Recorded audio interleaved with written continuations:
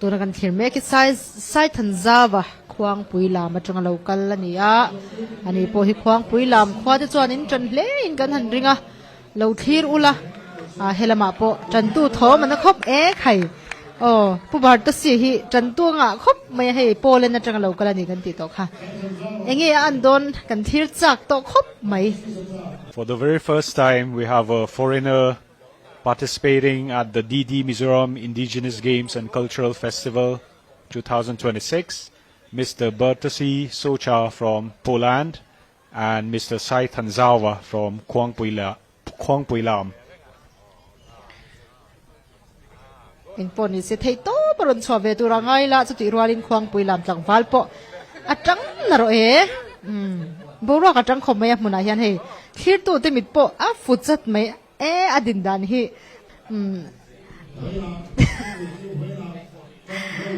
สุติรวาลินควงปุยลำจังฟัลปอกอนฟีคบไม่น้ำดังหันดานิลแต่ปอจาก็มาล้มมาเลยตีริรูปูอังคมไม่ดินดานเฮจักตุ้มรันเวเวเนี่ยมารจูเอ็งมาอัศยเทลวะโถขัดที่หันติดพดเสียอย่างงี้อันโดนไข่เละผู้บาดตัวเสียตัวจัดไม้ตัวนั้นสวยอย่างทันไข่ปุยเมียเป๋กันสู้รำจังดุงไอ้ฮานินน้ำดังกันด่านี้เทตัดโดนนี้น่ะลังเรียวไม่อามารจูโทษนี่นะอารมณ์โดนกันติดชินค่ะโทษนี่นะฮันผู้บาดตัวเสียเห็นจักเทน่ะจันสละในเวตัดไม่อันนี้ฮีรักบี้เคลชินอันนี้จุดเดียวอินฟิอามีอันนี้เวชิมดีข้ากันหันสวยเตลดูบอกอันนี้จุดเดียวผูรลัวตะวังอรอนเตลเวมัดจูอันนี้บีกละเว Mr. Bertosi Socha from Poland is also a rugby player. He has shown his interest in participating in this Insugnor game, and it's not a surprise for him because he's very much familiar with the game and has been practicing for months and months to participate here at this DD Mizoram Indigenous Games and Cultural Festival. ตัวนั้นโทนี่นะกันจันเลียตัวโดนะโทนี่นะยันอันจันมุนเตียนหันอินทักเลยนะดิคันโทคันนะ experience นี่ตัวโทนี่ละมาให้ดิกตัวโดนิมอาจารย์ดันแต่สอดิเกมติเตเลสุขะอาจจะกันยันเลมินติลอร์ตูร์ติเด็กค่ะหันชิลเลยอาจังโตคมไม่มิดที่อะไรเราเทแล้วกันสวยตัวอันforeigner ติลเอาไว้ขัดนั่นเตปอนี่เทียโลเมกันโชติลุตูเตจิงมีอันนี้บอกว่าจังว่าตุนจุ่มจู่ฟุตวอล์กเตปอดิกโตคมไม้มาเสเอ็ง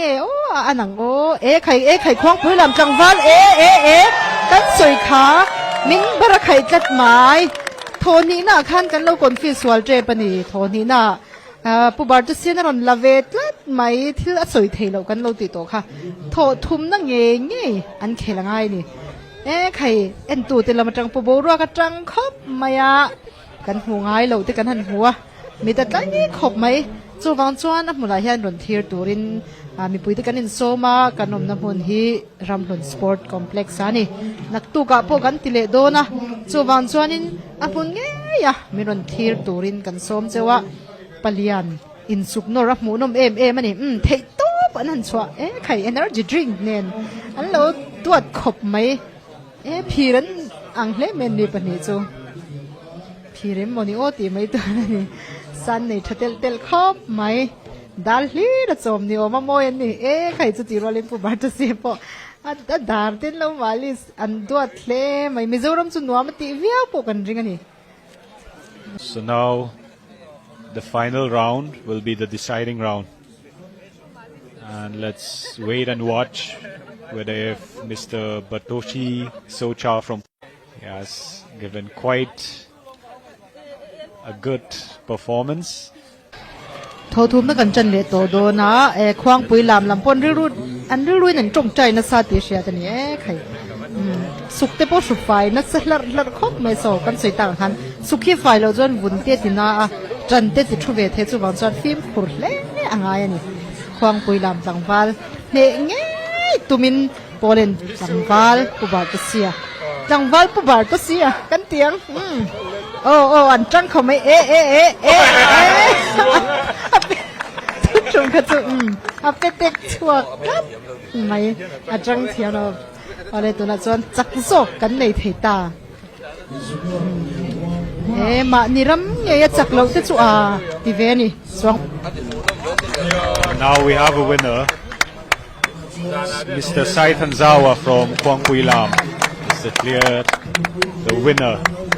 And we thank Mr. Batosi Socha from Poland for participating at the DD Mizoram Indigenous Games and Cultural Festival.